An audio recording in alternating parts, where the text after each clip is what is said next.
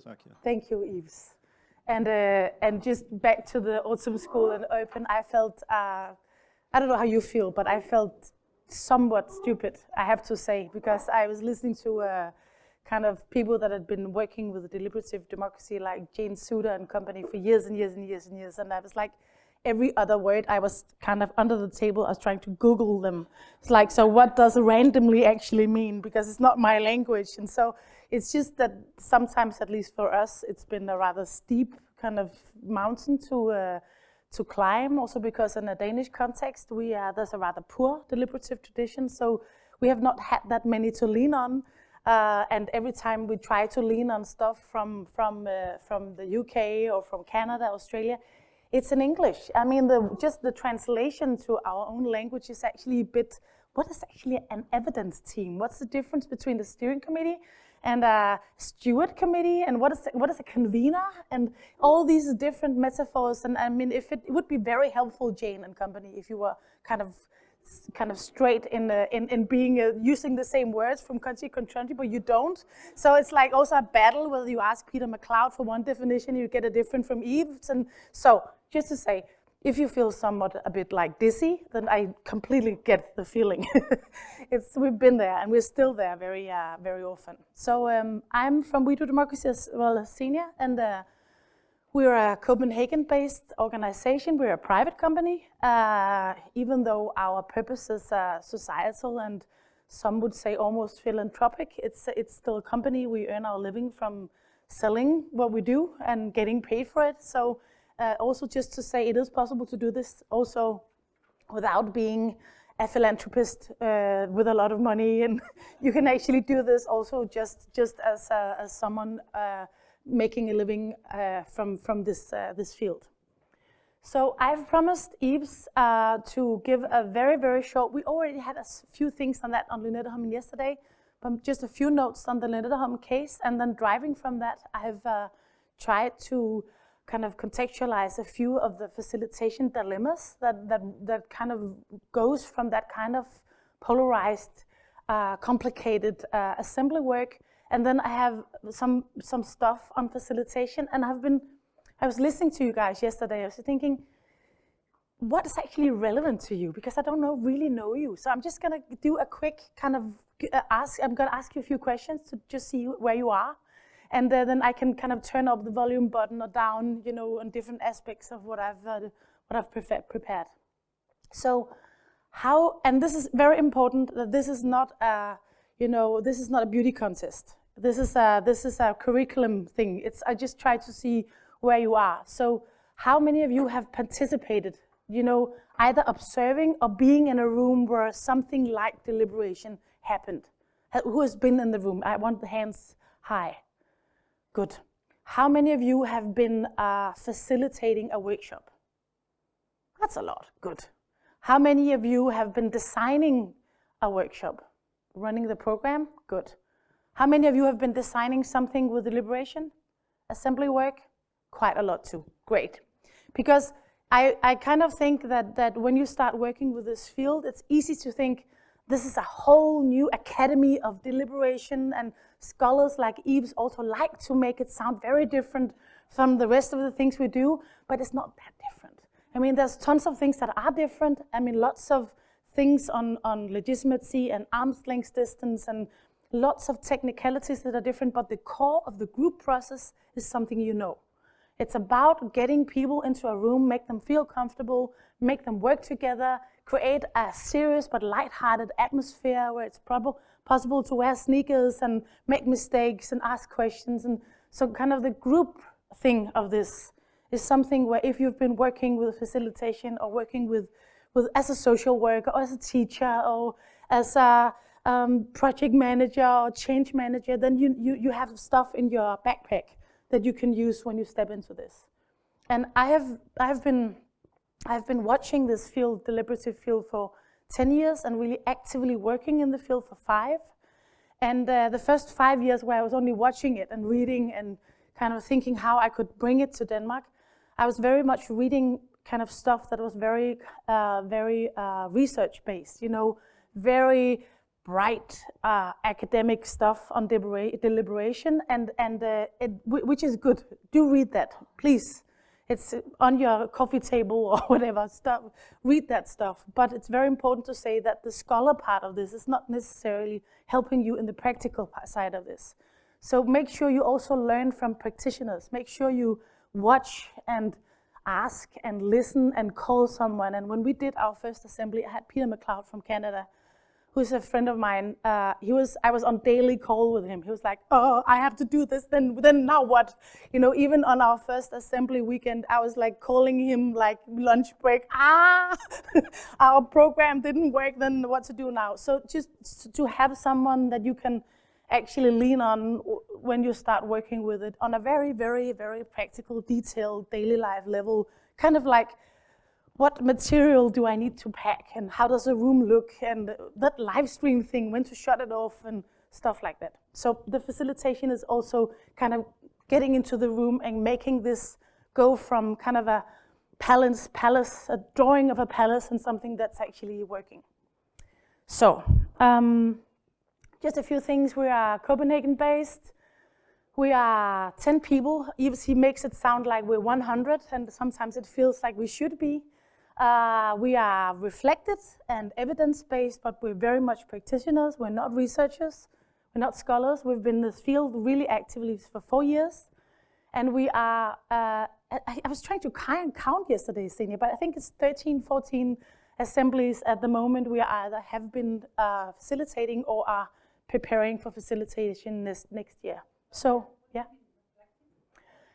It basically means that we constantly try to evaluate, we try to look at what is Kelly doing, what is Peter doing, what are they doing at Involve. We try to compare notes, we evaluate what we do, we take a deep interest in kind of our own role in what we do. I mean that we are not blind on the reflection part of our own power of this. I mean the decisions we make that are maybe not that kind of obvious to others, we know that those decisions are in the back of this. So being reflected, evaluated, transparent, conscious in our work is a part of our way to do this. Just a few notes on who we are, because some of you might have heard this or seen it, or just so you know that we also do this. I just made a list on the, and it's not to brag, it's actually just to say that if you want kind of to lean on someone on some of these issues, then you can call us. And some of this we have in English, some of it we don't. So there's tons of small scale, very local, very specific, narrow assemblies. And you're going to get this, by the way, this presentation if you need it. But just to say there are very specific design on smaller scale assemblies here that might be helpful. I've been working quite a lot in the Baltic countries. Luckily also, I mean, I was in Estonia in '89 with a youth exchange program on Saaremaa, you know, Bornholm and Saaremaa. I grew up on Bornholm.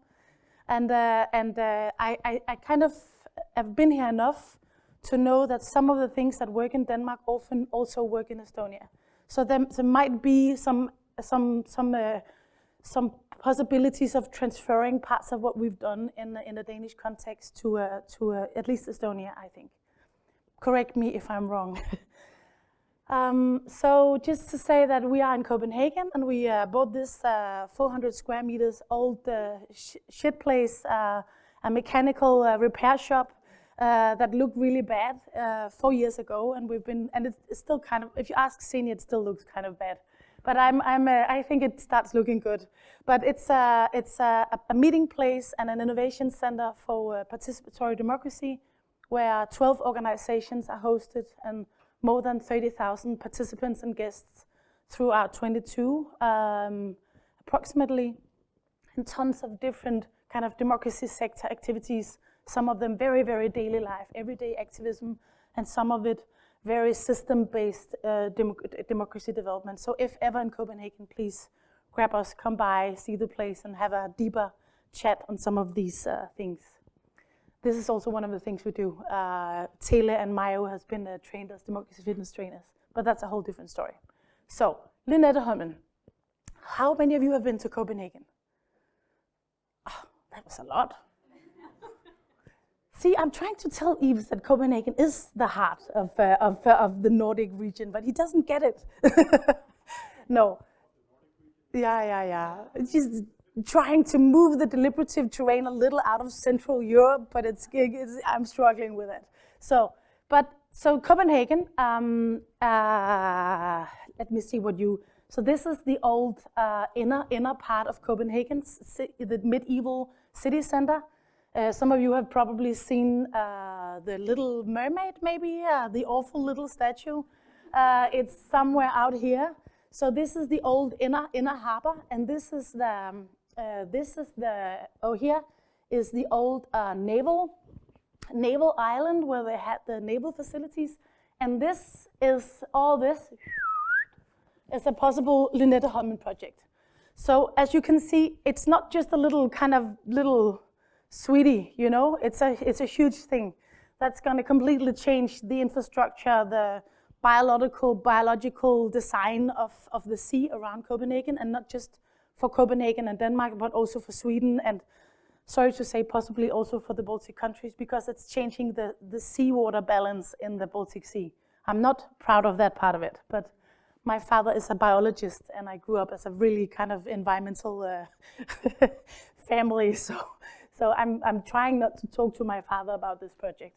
But so Lynetteholm, just to give you a super short keynote on it.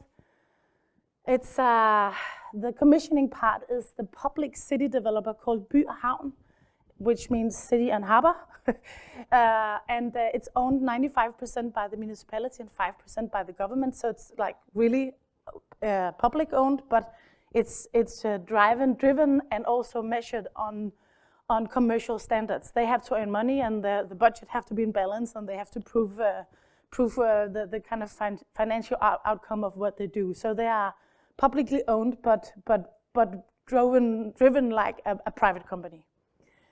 They are the commissioning part, and that is of course a great part of the difficulty here, because it's rather obvious that the city developing company is not the only one that are making decisions in this context. It's the government, it's a few of the ministries, it's a metro company, it's also some city developers that are privately owned. So just mapping the kind of decision making setup of this project has been quite a challenge.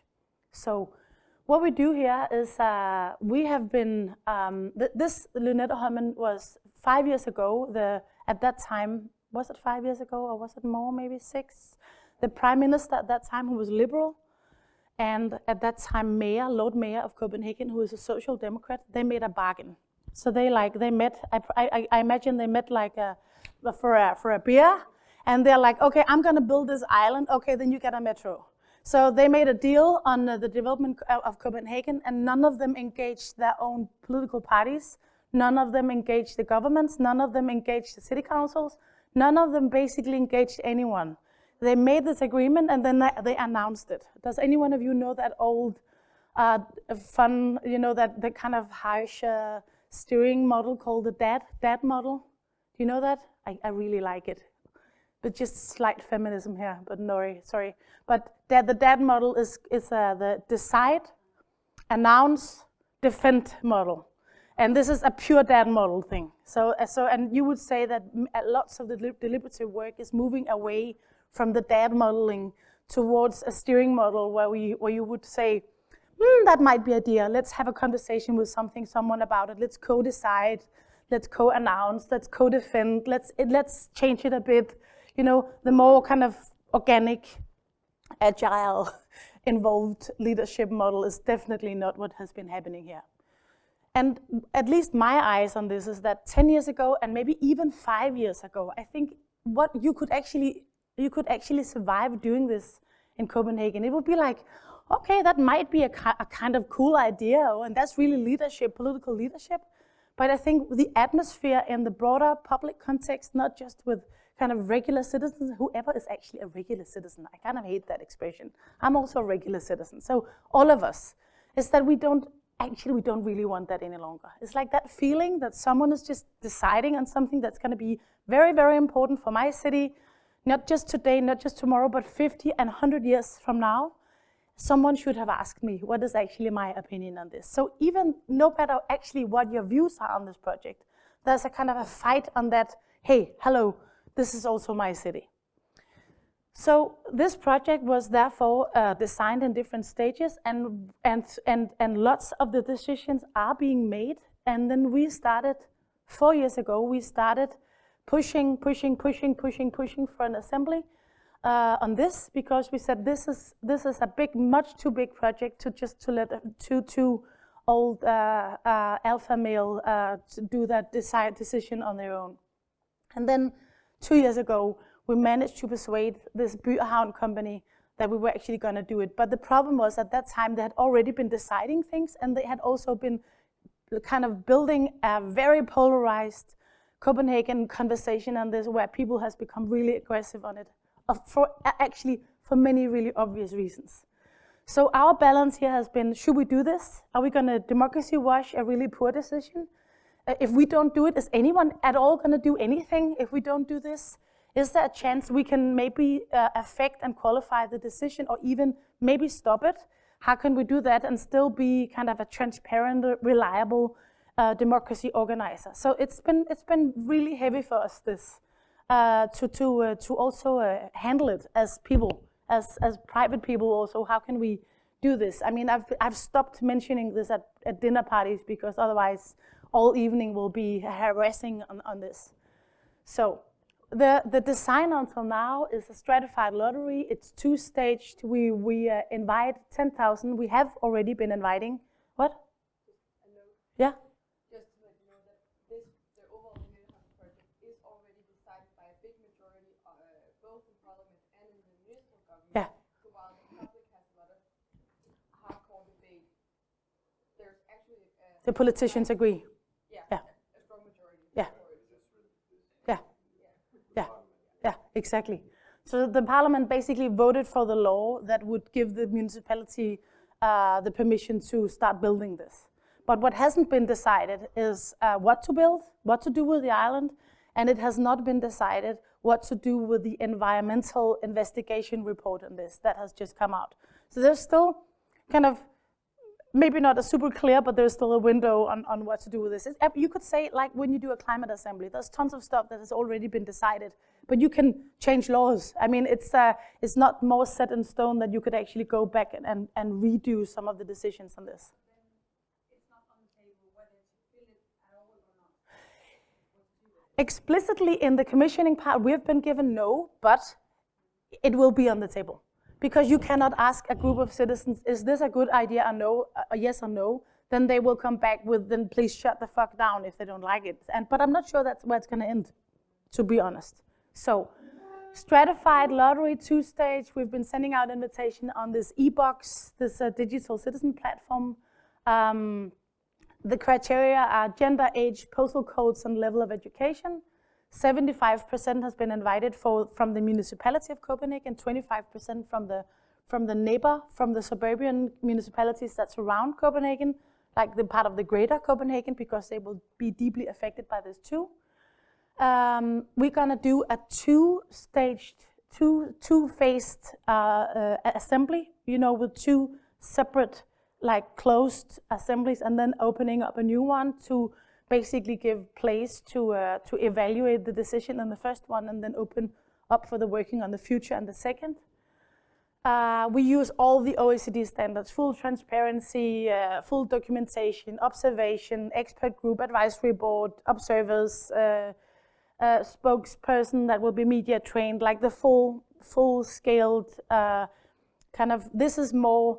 There's the level of kind of democratic standards, and these are higher than on a new election in Moldova. I mean, it's really very tight.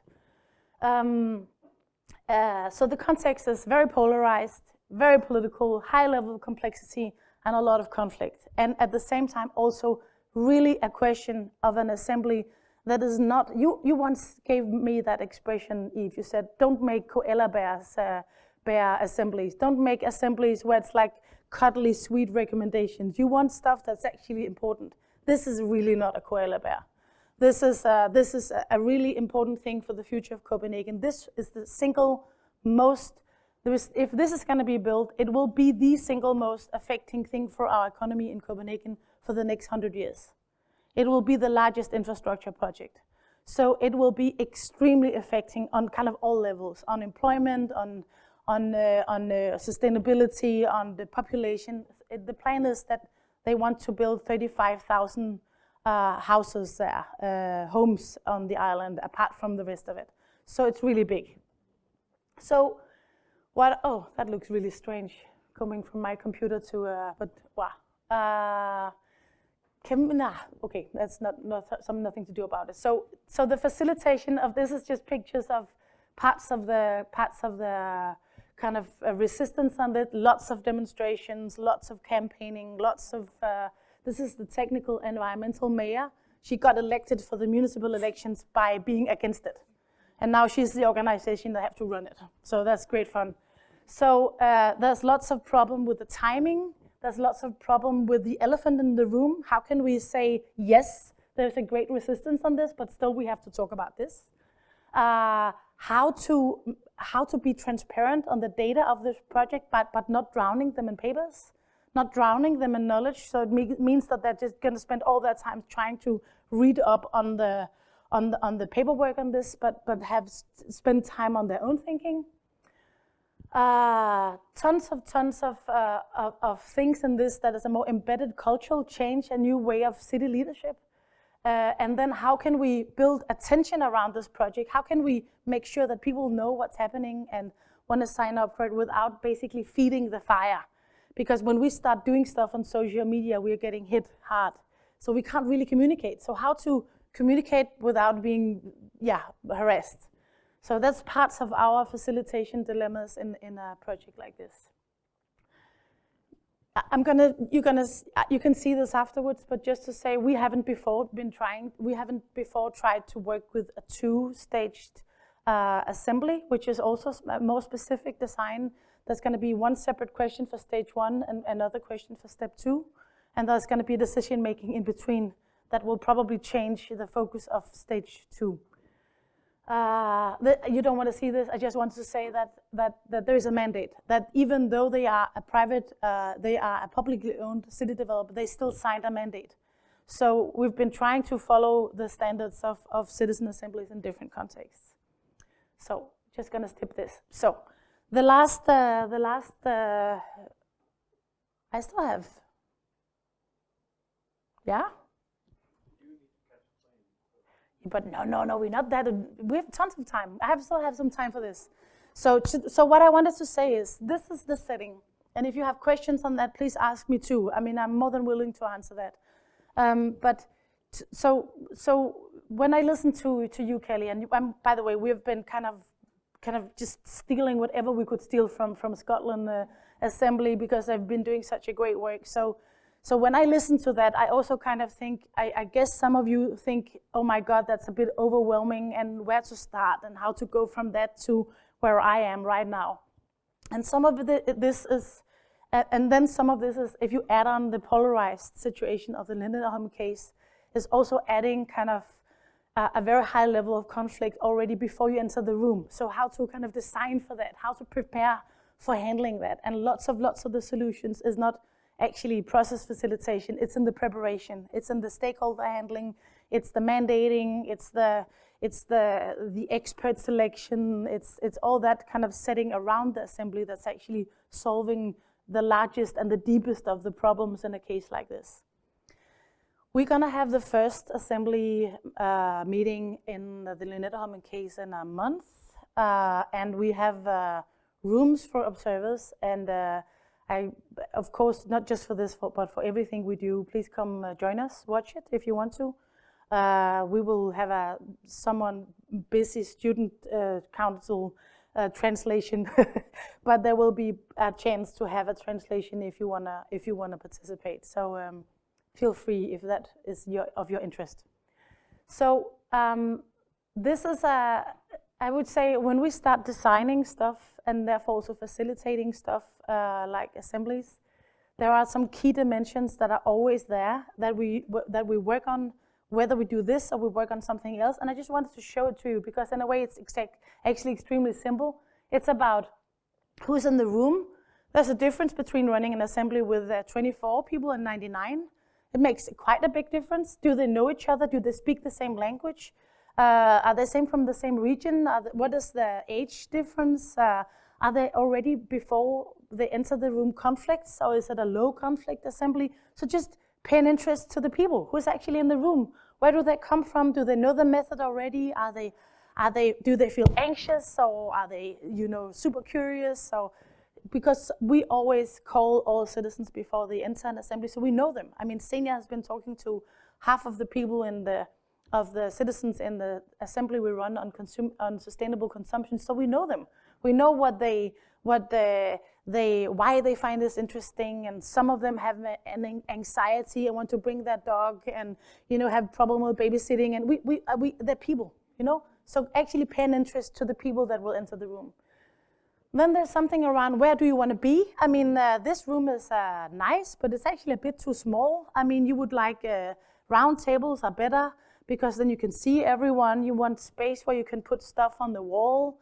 You need a bit of a breakout session thing. You need stuff for media. So make sure that your facility is actually also accommodating what you want to do. It does make quite a big difference if you're in a room with a bad acoustics, so your technical stuff doesn't work, or things like that. Then there's, of course, the process design. Do we start at 10 or 11 or 12?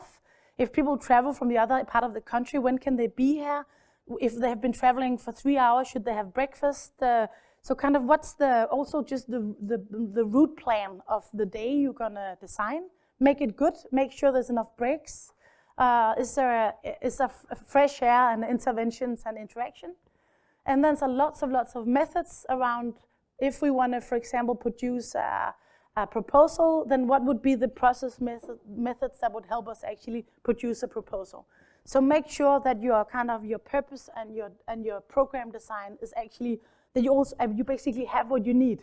I mean, if you want to build a house, then you probably need more than a hammer. I mean, it's like, we've been shopping for the right process competences also. And then there's a lot of design that's a before, during, and after design. A lot of work is done before people arrive. For example, we did an assembly on the future of a municipality where they wanted to increase the amount of citizens living in the assembly with 10,000 people. So, and without kind of basically breaking the community, the belonging of the community.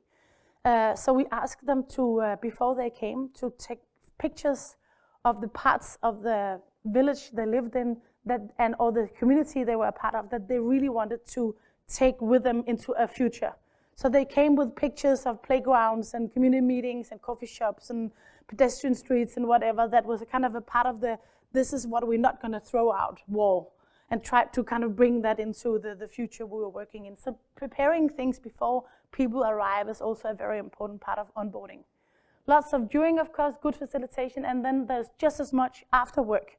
I mean, the finding a way to how to document, how to make it accessible, how to upload videos, how to do the resumes in a way where people can remember what happened, and that they can see, oh, that was my group, we did that idea. Can I find that when I see the resume? So lots of afterward. You can easily think, oh, that just I would say if you have a citizen assembly with 2 weekends, which is like 4 days of facilitation work, then you can add on at least 3 times as much preparation and after work. So it's the amount of work that is put into really making a good program and handling the speakers and handling the logistics and the other end of it, documenting it, is much bigger than what's in the assembly work actually. Good. So you guys are facilitators. I'm not gonna really dive into this, but still, I think there is a very interesting shift in and a complexity in driving, facilitating an assembly, because on one hand, you know that this is fact-based, it's evidence-based, it's serious. We do this on the ground of knowing something.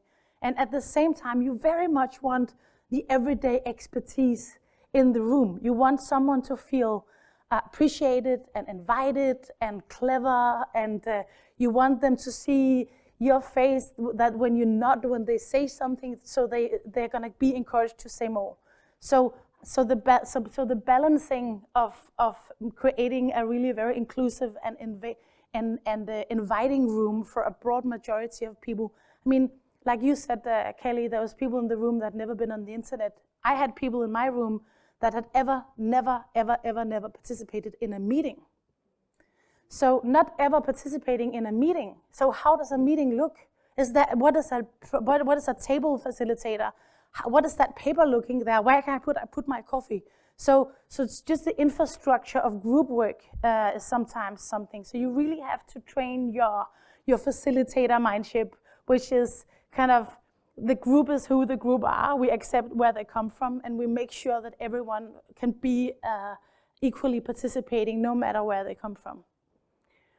So this is a model we sometimes also talk to the citizens about. So if this is the first assembly meeting, it's rather obvious that if you are 66 citizens in the room, you cannot start the first meeting by saying, so how would you like to work?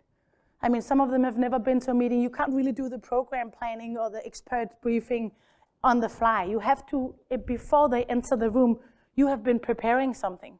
So the influence you have, the power you have over the process as a facilitator and designer is huge in the beginning. And then the basically model is to try to make that smaller and smaller during the time, because the citizens throughout the process both will increase their level of capacity to design and make their own decisions, but basically also to make it very explicit for them. For example, so next time we're going to have this meeting with this purpose and this agenda. What are the key questions for you? What are stuff you really want answered? What are the things you really, what kind of experts would be helpful for you to be able to answer this question? And then they come up with new things, or they say, we want more breaks, and couldn't we start an hour later? Or I very much like the group I was in last time. Can I be with them? And they actually start influencing what's happening, and also therefore co-stewarding kind of the process. And you never ever really let go of it as a facilitator, but you try to increase the amount of decisions made by the group itself. So they end up, in the other end of this travel, thinking that was my assembly. I was also steering this thing, and at least in my experience, the problem with huge Rolls-Royce models like the Scottish Climate Assembly is becoming like a very big, very professional, very, sorry to say, tight-ass thing. That means that for the regular citizens, it's going to be very difficult for them to affect what's happening. So there's also something in the little less kind of super pro thing where it's a bit like, okay, what's we going to do here? So where there's a little more room for someone to take over or suggest something, because it's not smooth conference atmosphere. So what are the elements we work with? It's always driven by the needs of citizens. It's very, very, very inclusive. Result-oriented facilitation, which means everyone will have a room there, but we always try to kind of search for the end goals. Deep deliberation and moderation of opinions, like the example I gave you before at the end of Kelly's speech on the kind of on the trying to find solutions we actually agree on. Knowledge and fact-based, lots of capacity building. The participants we have, the citizens we have participating in this, are always more active after. It's like they train their democracy muscles. It's they always want to be more participating more afterwards, and I think that in itself is a very at least for me, a very, very important thing. I very much kind of want to think that every citizen in my room, when they leave the room, they want to be engaging more. They want to be encouraged to take more part in what's happening. Lots of stakeholders and experts contributing, but they're not in charge. Lots of group work and table facilitators, lots of documentation and group recording. And I have one last thing, Yves, and then I'll shut up. So this looks like shit, but just to show you, I mean, it's when we start working, this is how it looks. Lots of big posters on the table with Post-its, lots of messy tables where people move around and vote. Like this is a more kind of handmade voting system with little dots, on a wall where you can color code it, and then you can add your dots, and then you count, so 3 dots on each subject. And so dot voting, if you want to do something which is a little less digital, then sometimes it's actually nice to put the posters in the room and then make dot voting. Lots of visuals, trying to use, if you say, could you with words describe your future, then for some that would be really nice, but for others, using pictures or using other things would be a way to try to formulate and express and visualize your vision. So tons of kind of prepared group supporting material. So from me to you, steal, copy, borrow, do not invent anything. I mean, at least run 3 assemblies before you start inventing anything. Just bloody steal it. Because the thing is, I mean, there are people in the world that has been doing this 60 times, and they have been kind of like, really kind of refining shit. So it just, don't invent anything. Just steal. And then when you've been doing it once, twice, then start inventing stuff. But don't start by inventing. Just don't start by thinking, yeah, but we can do it much better in Estonia. You can't. So just steal it, Bring in skilled facilitators. I'm sorry, not scholars that have theoretical thinking on this, people on the ground. Find yourself a mentor who can guide and advise you on all levels. I mean, someone you can really lean on. The devil is in the detail. Don't think, we'll see what material we need when we're there. Nah, just be very prepared on the kind of make a food package and a water, and make sure that you have what you need. Make sure to have fun. No one will die.